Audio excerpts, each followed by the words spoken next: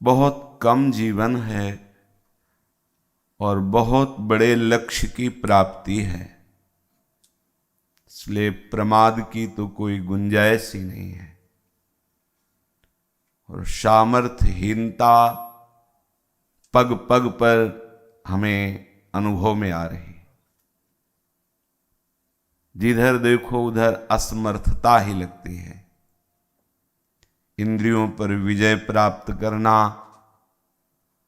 मन को एकाग्र करके लक्ष्य में स्थापित कर देना, समस्त कामनाओं से शून्य, कर्ता भोक्ता भाव से रहित, तब कहीं कुछ परमार्थ की बात समझ में आती है। तो ये सब पहाड़ जैसी चढ़ाई है। बातें बना लेना सहज है, पर इंद्रियों का विषयों से निग्रह करना और मन का दमन करके अपने लक्ष्य पर स्थापित करना, लोक परलोक को मायाकृत स्वाप्निक समझ करके पूर्ण कामना रहित हो जाना, ये केवल कृपा से होता है। तो कृपा की बाट जोहने वाले उपासक का कैसा आंतरिक चिंतन होता है। वो देखता है जितनी भी भागवतिक चेष्टाएं हो रही, कृपा सिंधु की कृपा के द्वारा कराई जा रही, मेरे में बिल्कुल सामर्थ्य नहीं। ये तो जैसे बिहारी बिहारिंजू चला रहे हैं, वैसे वो देखता है, करता नहीं। वो देखता है कि मेरा ये जो अपना कहलाने वाला शरीर है, अंतःकरण है, स्वभाव है, अब ये चलाया जा रहा है। अब ये स्वतंत्र नहीं है, अब ये प्रकृति के 3 गुणों द्वारा संचालित नहीं है, अब ये हमारी प्रियाजू की कृपा के द्वारा संचालित है। उपासक हृदय में ऐसा देखता है, अनुभव करता है। पर एक क्षण के लिए भी नाम विस्मरण नहीं होता। ये खास बात होती है। यही शरणागति का प्रतीक है कि उपासक का नाम चिंतन नहीं छूटता। अगर नाम चिंतन छूटता है तो क्यों और कहां, इसका ठीक उत्तर आपको अपने हृदय से मांगना चाहिए। क्यों छूटा और कहां छूटा, किस निमित्त को बनाकर छूटा। यदि वो प्रभु संबंध से है तो भजन ही है, और यदि कहीं लौकिक संबंध से है और नाम छूटा, फिर हमें उसमें समझौता नहीं करना चाहिए। नाम ऐसी महिमामयी सामर्थ्य है कि जिनको ऐसा हो कि नाम जप करते हुए काम नहीं होता, या काम करते हुए नाम जप नहीं होता, तो ये अभ्यासहीन पुरुष के वचन हैं। ये शरणागत बल रहित पुरुष के वचन हैं। जो शरणागत उपासक है, अभ्यास परायण है, वो ऐसा नहीं बोल सकता। कोई भी क्रिया नाम स्मरण से रहित नहीं हो सकती। वो जी नहीं सकता। वो अंदर ऐसा कुछ स्वभाव बन जाता है, ऐसा कुछ नाम का प्रभाव जागृत हो जाता है कि वो जी ही नहीं सकता। नाम विस्मरण हो रहा है, बड़ी से बड़ी कोई शुभ क्रिया हो रही, तो उसकी श्रद्धा ही नहीं रहेगी, उस क्रिया में नहीं रहेगी। कोई पर्व, कोई उत्साह, कोई भी तिथि तारीख, उसकी क्रियाएं जो प्रभु के नाम से विमुख कर रही हैं या विमुख कर दें, मानाभ्यास की कमी के कारण ही सही, पर उपासक उसमें जो कृपा मार्ग का उपासक है, भगवत शरणागति का उपासक है, वो राजी ही नहीं हो सकता इस बात में कि हमसे बड़ी शुभ क्रिया हुई पर नाम छूट गया तो क्या। ऐसा नहीं हो सकता, क्योंकि उसने समस्त शास्त्र और संत जनों के हृदय की सार बात, प्रभु के चरणों का आश्रय और आश्रय की पुष्टता, निरंतर नाम स्मरण, इससे बड़ा कोई शुभ महान ना तो तप है, ना सुकृत है और ना कोई भजन है। सबसे बड़ा भजन प्रभु के चरणों का दृढ़ता पूर्वक आश्रय और उनके नाम का सतत स्मरण, सार बात है। नाम की प्रभु को लाज निभानी पड़ती है। जैसे कोई बहुत पापी है, पापी अर्थात शास्त्र विरुद्ध, धर्म विरुद्ध आचरण करने वाला, पर संत संग के प्रभाव से वो जब सत शास्त्रों की बातें सुनी तो उसे भय लगा कि मेरे से तो बहुत पापाचरण हुए, गलतियां हुई, मेरी तो बड़ी दुर्गति होगी, कैसे बचूं। सुना सत्संग में प्रभु के आश्रित हो जाए। अब वो सोचता है कैसे आश्रय लिया जाता है, क्या करूं। दूसरी बात पकड़ में आई, नाम जप, रुचि नहीं होगी, आनंद नहीं मिलेगा, और शुरू कर दिया और पधार गया। थोड़ा ही शुरू किया, अभी कोई निष्ठा नहीं आई, अभी कोई भजन परिपक्व नहीं हुआ, अंतःकरण भगवदाकार नहीं हुआ और शरीर छूट गया, तो उसे भगवत प्राप्ति होगी निश्चित, निश्चित, कोई संशय नहीं। क्योंकि उसने नाम की ओट ले ली, नाम का सहारा ले लिया, नाम की आड़ में हो गया, नाम रक्षा कवच बन गया। जितने अशुभ कर्म सब सृष्टि के हैं वो एक साथ प्रहार करें, और जिसने नाम की ओट ले ली तो नाम की ओट इतनी मजबूत है कि संपूर्ण सृष्टि के एक साथ अशुभ कर्म प्रहार करें तो भी नाम की ओट को जिसने ले लिया है वो उसको पीड़ा नहीं पहुंचा सकते, उसका विनाश नहीं कर सकते, उसको भ्रष्ट नहीं कर सकते, उसको प्रभु से विमुख नहीं कर सकते, पक्का। गोस्वामी श्री तुलसीदास जी विनय पत्रिका जी में कहते हैं, शोधों को जो नाम लाजते नहीं राख्यो रघुबीर, शोधों को जो नाम लाजते नहीं राख्यो रघुबीर, कारुणिक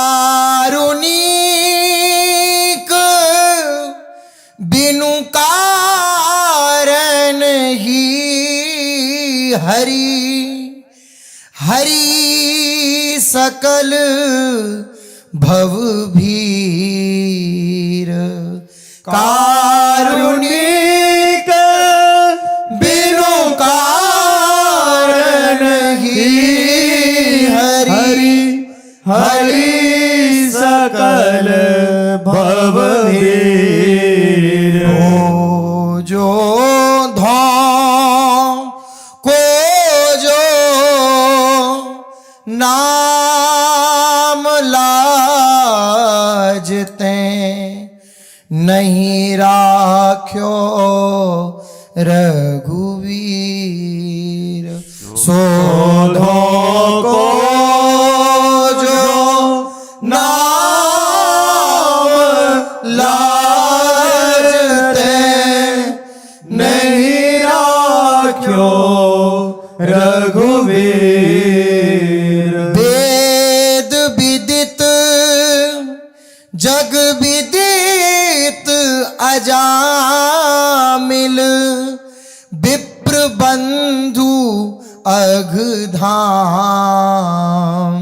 वेद विदित जग विदित अजामिल विप्र बंधु अघधाम। घोर जमालय जात निवार्यो सुत हित सुमिरत नाम।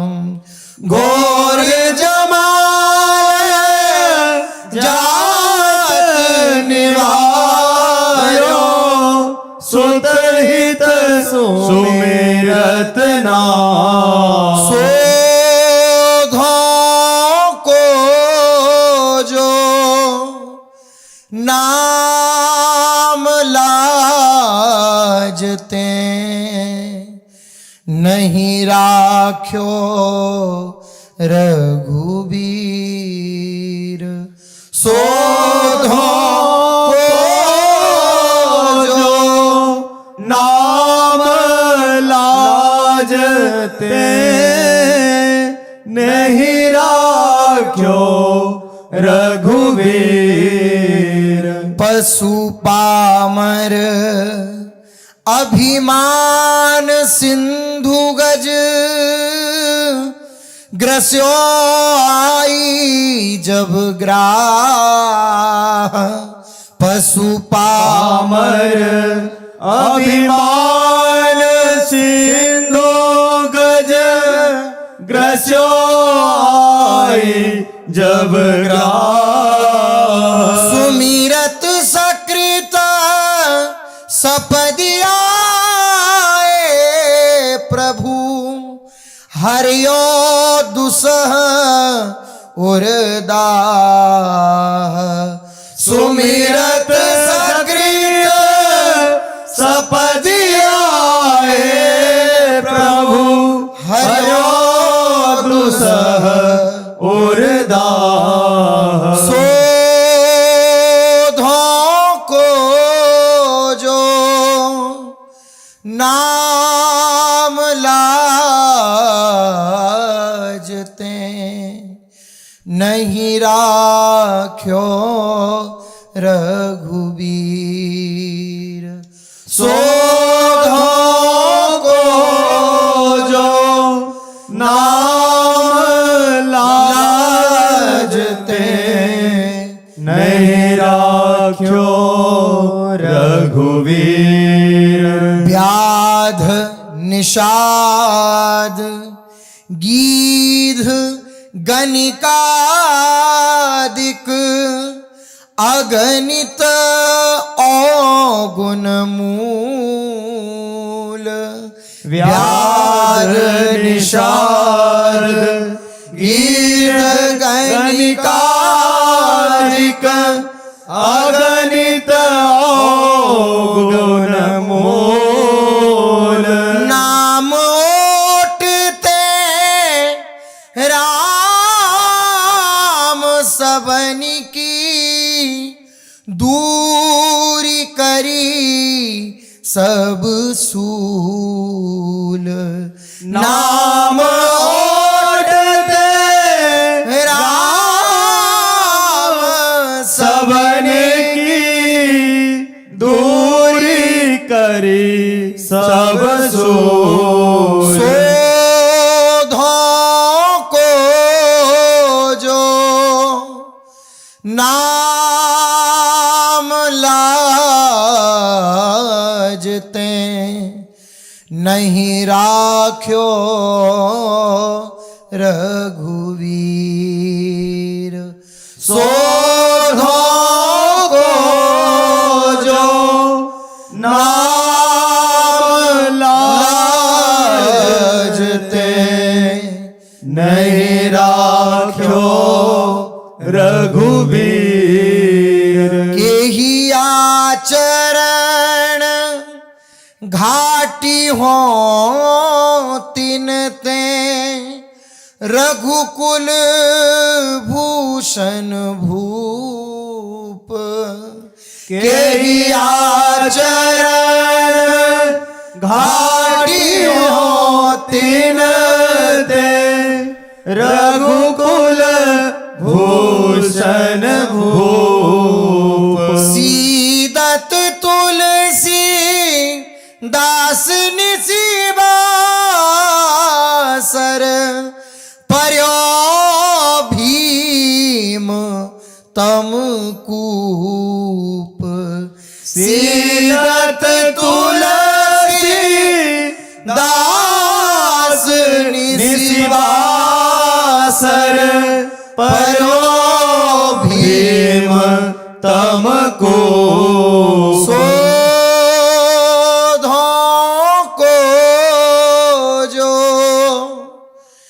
नाम लाजते नहीं राख्यो रघुवीर। सोधो जो नाम लाजते नहीं राख्यो रघुवीर। प्रभु के नाम की अपार महिमा है। वो महिमा प्रभु को विवश कर देती है। आज तक कोई ऐसा साधन, ऐसा कोई तप, ऐसा कोई संयम नियम नहीं पाया गया जो प्रभु को विवश कर दे। जिसने नाम से नाता नहीं जोड़ा, जिह्वा में नाम भगवान को आसन नहीं दिया, चाहे वो जो कुछ कर ले, प्रेम विवशता नहीं आ सकती। बड़ा बड़ा साधन कर ले, बड़ा कठिन है इस भव समुद्र से पार होना। श्री स्वामी अनंग बोधाश्रम स्वामी जी महाराज सदैव गंगा जी की पावन रेती पे रहते थे। दिगंबर रहते, कोई शरीर में वस्त्र नहीं, सीधे प्रकृति के हर प्रहार को आनंद पूर्वक सहते थे। आप सोचो, गर्मी सर्दी आदि मच्छर आदि सीधे हर प्रकृति के कष्ट को सहते थे। गुरुदेव भगवान ने जो मंत्र दिया था, नाम दिया था, सब हमारे प्रभु के ही हैं। कोई प्रणव बोले और जो भी नाम बोले, हमारे हरि के अनंत नाम हैं। ऐसा उनका प्रभाव प्रत्यक्ष में जो भी समीप जाता तो प्रभाव से वंचित नहीं होता, आभास होता सबको। क्या भागवतिक चमत्कार होता है, क्या आकर्षण होता है संतों का, कैसा परिवर्तन होता है संतों के संग से। वो उनका जप और उनका प्रकृति के समस्त वेगों को सहना। एक बार पूज्यपाद धर्म सम्राट श्री करपात्री जी महाराज उनके दर्शन के लिए प्रायः जाया करते थे। उन्होंने कहा था, ये केवल वही बोल सकते थे, पूज्य करपात्री जी से दूसरा कोई नहीं बोल सकता था, क्योंकि ऐसी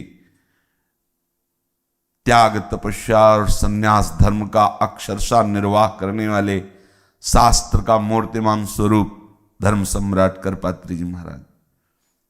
जो शब्द उन्होंने बोला हो वही केवल बोल सकते थे। वहां बहुत बड़ी यज्ञ थी तो बड़े बड़े महात्मा जन आए हुए थे, तो करपात्री जी से किसी ने प्रश्न किया कि स्वामी जी नहीं आए, पास में ही तो हैं रेत में, सभा में नहीं आए। तो उनका वो कोई संत नहीं है, मूर्तिमान ब्रह्म है, यदि तुम्हें दर्शन करना हो तो वहां जाकर दर्शन कीजिए। वो स्वयं जब गए, प्रणाम किया और श्री चरणों में रेत में बैठे, तब उन्होंने कहा कि ये जो बाह्य यज्ञ है, ये जो बाह्य संगोष्ठी है, ये जो बाह्य धर्म स्थापना है, ये सब स्वप्न में हो रही स्वामी जी। स्वामी अनंग बोधाश्रम स्वामी जी ने कहा ये सब स्वप्न में हो रही है, काट भी नहीं सकते, क्योंकि एक के सिवा दूसरा है ही नहीं। तो किसमें कौन धर्म स्थापना कर रहा है, किसका कौन यज्ञ कर रहा है?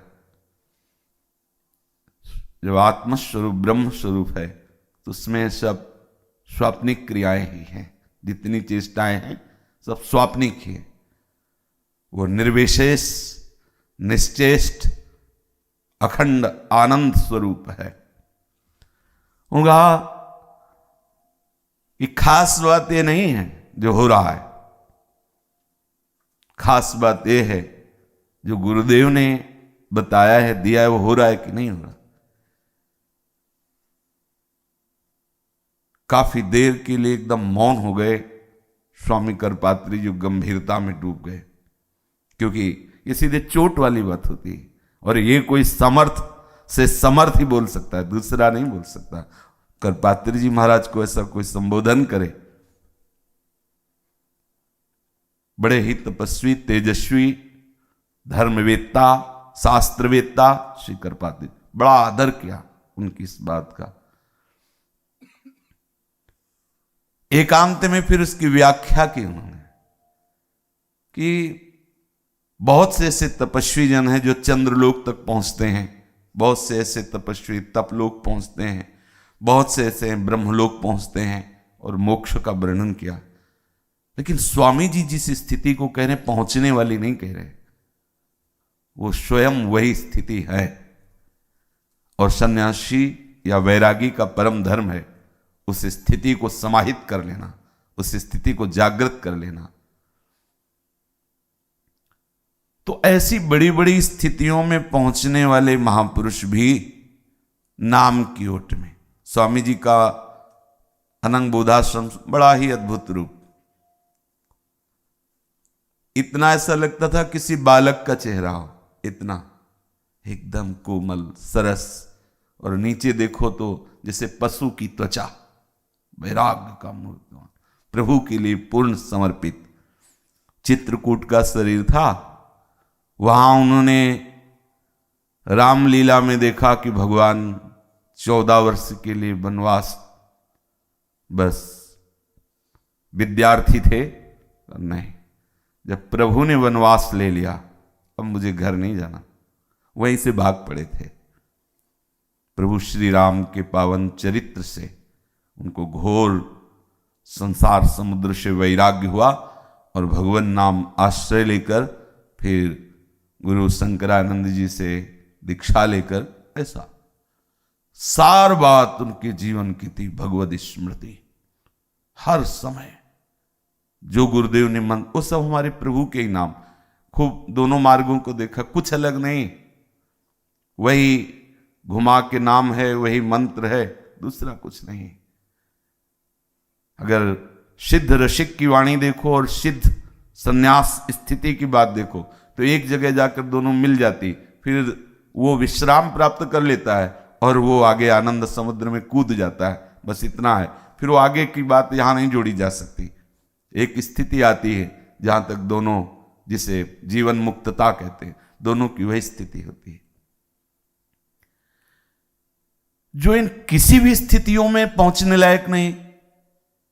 हम प्रकृति का वेग नहीं सह सकते, हम इंद्रियों का वेग नहीं सह सकते, देखो ना, जो गुरुजन महापुरुष जन हुए, इन्होंने जो प्रभु के लिए समर्पण किया, इन्होंने जो भगवत तत्व का बोध प्राप्त करने के लिए कठिन से कठिन प्रकृति के वेगों को हंसते हुए सह लिया, अपने में तो सामर्थ्य नहीं है ना। थोड़ी सी भी शरीर प्रतिकूलता में हिल जाती है निष्ठा, भागवतिक निष्ठा, प्रश्न खड़ा हो जाता है प्रभु से, ऐसा क्यों? कहां उस कोटि का समर्पण? तो वो स्थिति कैसे प्राप्त हो? तब गोस्वामी जी बहुत शोध के बोल रहे हैं, गोस्वामी श्री तुलसीदास जी, बिल्कुल जैसे तुम रह हो वैसे रहो, हम उस पर कोई भी शासन नहीं कर रहे, बिल्कुल सरल बात करें। एक महामहिमा में बात है, हमारे आराध्य देव का नाम, भाई इसको पकड़ लो। इसमें इतनी सामर्थ्य है कि नामी को विवश करके, चाहे जैसा आप कोई हो, नाम का आश्रय ले, तो नामी को विवश करके वो स्थिति नाम दिलवा देता है जो बड़े बड़े महापुरुषों ने प्रकृति के वेग को सहकर, अर्थात प्रकृति के पराक्रम को परास्त करके स्थिति प्राप्त की। वो स्थिति प्रभु को विवश करके दिला देता है नाम, प्रभु को विवश करके। प्रभु प्रदत्त स्थिति और स्वयं प्राप्त स्थिति में अंतर होता है। प्रभु प्रदत्त स्थिति में उसका हृदय द्रवित होकर बह जाता है प्रभु के चरणों की तरफ, उसके हृदय से निकलता मैं नीच अधम, किसी योग्य नहीं, नाथ केवल आपके नाम की कृपा, केवल आपकी कृपा, ये भक्ति मार्ग का परम पावन स्वरूप उसके हृदय में प्रकाशित होता है। गोस्वामी जी कह रहे हैं ऐसा कौन है जो नाम का आश्रय ले ले और आप उसका परम कल्याण न कर दे? कैसा? अब यहां कोई प्रश्न नहीं क्यों ऐसा होना चाहिए, वैसा कोई प्रश्न नहीं। तुम जैसे हो बस नाम जपना शुरू कर दो, नाम रटना शुरू। बड़ी विश्वास की बात है, और यही सब साधनों का सार भी है। सब साधन दौड़ भाग के कर लो, जब आपका हृदय पवित्र होगा, आपको सतमार्ग की लगन लगेगी तो यहीं आ जाओगे। भगवत कृपा पात्र यहीं आ जाता है। चाहे जितने वर्ष आप साधन अन्य करते रहे हो, बाद में आपके पकड़ यही आ जाएगी, बस अब नाम ना छूटे। बस बुरी सखी जी बड़े महापुरुष हैं, भोलानाथ जी, उन्होंने कहा कि प्रियाजू बड़ी कृपा है आपकी, पर थोड़ी घबराहट हमारे हृदय में अभी है, इसको दूर कर दो। ये घबराहट इस बात की है कि श्वास और नाम दोनों अलग अलग हैं। चल तो रहा है नाम, लेकिन कभी कभी श्वास में चूक हो जाती है, खाली श्वास निकल जाती, अच्छा नहीं लगता, घबराहट लगती है। ऐसी कृपा कर दो, श्वास ही नाम, नाम ही श्वासा, नाम श्वास को भेद मिटावे। और जब श्वास श्वास में कई कई नाम उपासक जपता है, तो वही नाम रोम रोम रग रग में धड़कने लगता है। कितना पावन हो जाता है, बलिहारी है।